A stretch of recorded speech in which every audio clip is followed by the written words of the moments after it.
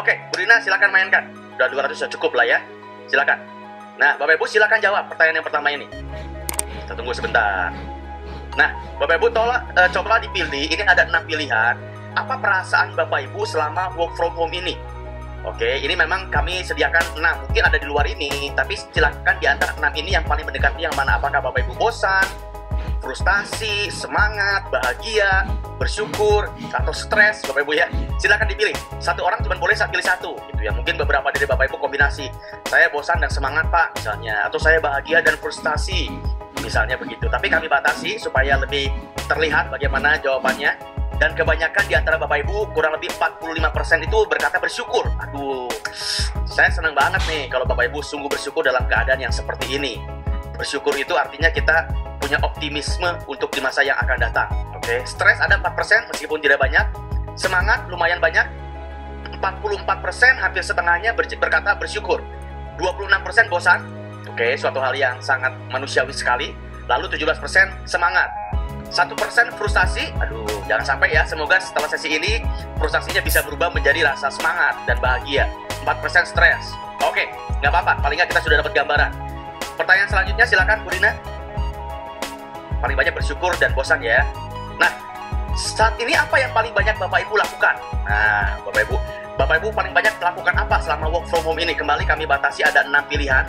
Mungkin beberapa di luar dari ini tidak apa-apa, tapi dari pilihan yang ada, Bapak Ibu itu kebanyakan yang mana yang Bapak Ibu pilih. Nah, ini yang menarik juga Bapak Ibu. Kalau Bapak Ibu perhatikan, ini ada warna biru, hijau, ungu, biru, dan lain sebagainya.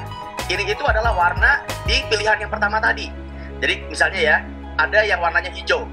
Warna hijau itu berarti yang tadi memilih di pilihan pertama itu, Bapak Ibu memilihnya semangat. Oke, berarti warna hijau. Nah, kalau kita lihat, di sini itu yang paling banyak, sudah 125 orang memilih itu paling banyak itu mengikuti seminar-seminar online. Itu yang paling banyak memilih. Dan dari banyak yang paling banyak memilih ini, sekitar 50% itu ternyata 47% tadi yang memilih pilihannya bersyukur. Wow, jadi Bapak Ibu sambil mengucapkan syukur, ternyata Bapak Ibu juga bisa ikuti seminar-seminar online. Oke, luar biasa. Lalu 48% Bapak Ibu juga banyak yang memilihnya dunia digital. Kalau kita lihat komposisi yang terbanyak yang melakukan belajar dunia digital itu adalah warna ungu. Warna ungu itu 38%, yaitu yang tadi di pilihan pertamanya berkata bersyukur. Oke. Jadi kalau kita lihat Bapak Ibu ini, ternyata emosi itu sangat berhubungan dengan apa yang Anda lakukan. Betul ya? Kalau kita lihat ini berarti yang rebahan itu, yang rebahan 33%-nya dari bersyukur, 42% yang stres. Jadi yang stres itu lebih banyak malah tidak melakukan apa-apa. Nah, ini Bapak Ibu, ini insight yang menarik loh ya. Jadi bagaimana emosi kita menentukan bagaimana kita berperilaku. Kalau kita bersyukur, kalau kita bersemangat, kita cenderung lebih banyak belajar. Kita lihat belajar paling besar, lalu mengikuti seminar-seminar online. Tapi kalau kita stres, kalau kita lihat rebahan, karena kita stres, kita akhirnya nggak punya semangat untuk belajar. Nah, kita terbukti di sini Bapak Ibu. Stres itu ada 24% dan 42 antaranya yang tadi memilih pilihannya stres di pilihan yang pertama. Selanjutnya Ibu Rina silakan. Tapi ini Bapak Ibu menilai diri Anda sendiri dulu seperti apa? Coba kita lihat. Oke, sudah 140 orang, 83% menilai dirinya produktif. Oke, luar biasa. Ini dalam kondisi normal ya. Artinya bukan dalam kondisi work from home, bukan dalam kondisi COVID-19 ini, bukan. Ini dalam kondisi normal. Dalam kondisi semuanya baik-baik dan sehat-sehat saja. Oke. Wah, mayoritas menilai dirinya produktif. Baik, luar biasa. 16% menilai dirinya tidak produktif. Oke, terima kasih juga buat kejujurannya ya. Ternyata banyak juga Bapak Ibu yang menilai dirinya tidak produktif. Nanti kita lihat, sebetulnya definisi produktif itu seperti apa sih? Nanti kita lihat ya. Baik. Oh, ada saya satu komentar, sekarang lebih produktif, gila-gilaan, nggak tahu waktu. Nah, betul juga Bapak Ibu. Karena sekarang situasinya kita di rumah, Sabtu Minggu juga kadang-kadang kita udah rancu ya. Dan kita kayaknya tuh, Pak Tanadi, bos kami seringkali bilang bahwa kita itu sekarang 3 kali lebih sibuk daripada kondisi normal. Kalau direnungkan, dipikir-pikir, betul juga sih. Karena kita cenderung lupa waktu sekarang ya. Wah, jadi lebih banyak waktu untuk bekerja. Oke, sudah ya, 208 orang berkata 83% dalam kondisi normal itu sudah menilai dirinya produktif. Apalagi para guru-guru, saya tahu banget mesti bikin rancangan pembelajaran, MPM gitu ya, mesti ngajar, mesti mengkoreksi, memberikan ulangan. Saya tahu guru-guru juga sangat sibuk. I know, karena ya saya juga dekat dengan dunia pendidikan. Oke, 83% ya. Mari kita lihat pertanyaan yang berikutnya.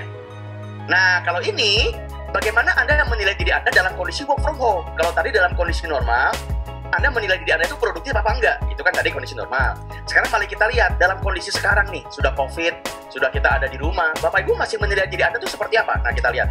Ternyata ada 83 orang yang menilai dirinya produktif. Oke. Dan kalau Bapak Ibu lihat, di sini juga kami coba korelasikan dengan pertanyaan yang sebelumnya. Yang warna biru itu adalah yang tadi di pertanyaan ketiga atau pertanyaan sebelumnya, dalam kondisi normal itu Bapak Ibu dirinya produktif atau enggak. Ternyata terlihat di sini yang sebelumnya dalam kondisi normal produktif, ternyata sekarang dalam kondisi work from home pun menilai dirinya produktif. Oke, ternyata mayoritas masih seperti itu. Tapi yang menarik, ada juga orang, bahkan 67% dari 49 orang itu yang menilai dulu saya produktif. Artinya dalam kondisi normal, saya mesti datang ke lokasi, saya mesti datang ke sekolah, saya produktif. Tapi sekarang, saya di rumah, saya jadinya menilai diri saya tidak produktif. Oh, bisa juga begitu ya? Nah, ini tantangan ya, tantangan. Mungkin kalau di sekolah ya karena suasana, mungkin juga dilihatin sama kepala sekolah, mungkin mau nggak mau jadinya mesti sibuk, produktif. Tapi begitu di rumah, seolah-olah nggak ada yang ngawasin, Bapak Ibu menilai Bapak Ibu dirinya kurang produktif. Mungkin seperti itu ya. Tapi kita lihat nih, ini menarik Bapak Ibu ya. Jadi mayoritas tetap menilai, ada 150 orang menilai dirinya tetap produktif. Dan 87% diantaranya, jadi mayoritas, menilai dirinya juga produktif waktu normal. Jadi ini juga menarik Bapak Ibu, ini pembelajaran yang menarik. Jadi orang yang produktif dalam kondisi normal, tetap akan produktif dalam kondisi work from home. Menarik ya? Jadi kalau gitu Bapak Ibu, orang-orang ini tidak terpengaruh dengan situasi yang ada di luar. Mau kerja di sekolah, mau kerja di rumah, saya tetap orangnya produktif. Wah, itu luar biasa sekali Bapak Ibu.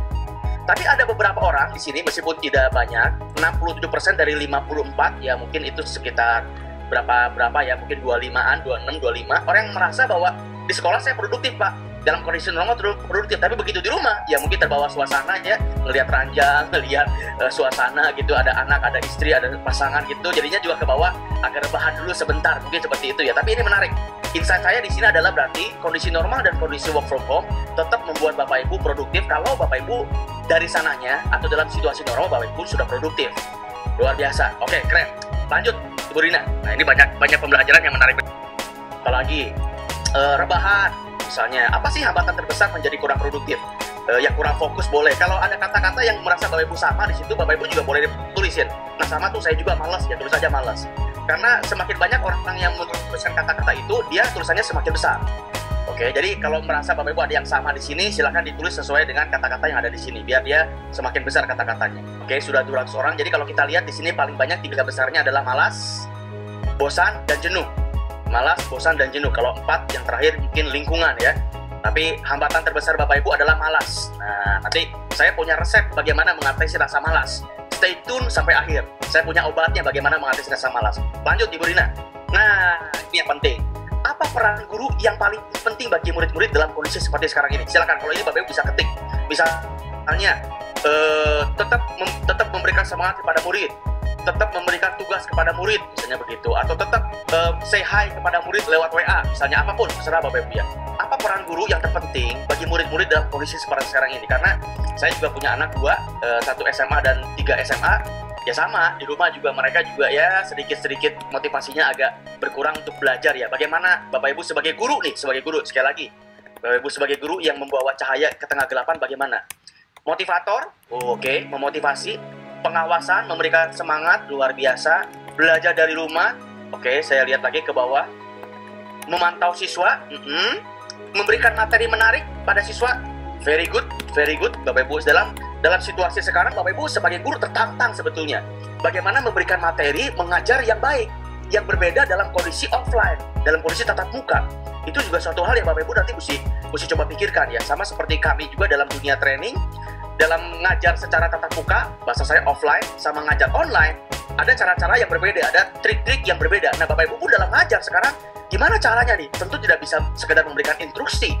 Mesti gini, buka halaman ini, jadi ada sesuatu yang caranya bagaimana. Nah, itu dibutuhkan kreativitas seorang guru ya.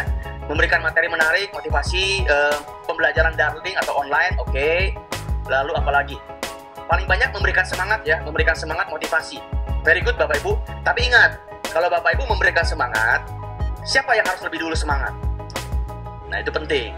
Kalau Bapak Ibu mau memberi semangat, siapa dulu yang mesti semangat? Mesti Bapak Ibu yang memberi semangat dulu. Bapak Ibu sendiri yang mesti bersemangat dulu. Baru bisa memberi kepada siswa. Betul nggak? Kita nggak bisa memberi apa yang kita nggak punya. Jadi Bapak Ibu harus bersemangat dulu, baru bisa memberi. Oke? Sudah 200 lebih? Sudah habis ya? Bapak Ibu sudah habis, bisa dikasih jempol atau jempol terbalik kalau Bapak Ibu kurang suka, tapi kalau suka dikasihkan jempol. Jadi ini paling enggak sedikit banyak kita mendapatkan suatu gambaran dari 330 orang peserta sekarang ini situasinya seperti apa. Emosi yang paling banyak tadi bosan. Oke? Apakah Bapak Ibu tantangan yang paling banyak tadi juga bosan dan jenuh, malas ya? Tantangan Bapak Ibu menjadi produktif. Lalu Bapak Ibu juga tadi bilang selama keadaan normal saya masih produktif, dan sekarang pun kebanyakan dari Bapak Ibu juga Bapak Ibu masih produktif. Itu beberapa insight yang kita dapatkan dari menti ini. Lalu yang terakhir tadi Bapak Ibu tadi kita sama-sama sudah bahas, apa satu hal yang Bapak Ibu paling penting yang guru bisa berikan kepada siswa dalam situasi seperti ini? Dan jawaban paling banyak adalah memberikan motivasi, memberikan semangat. Very good.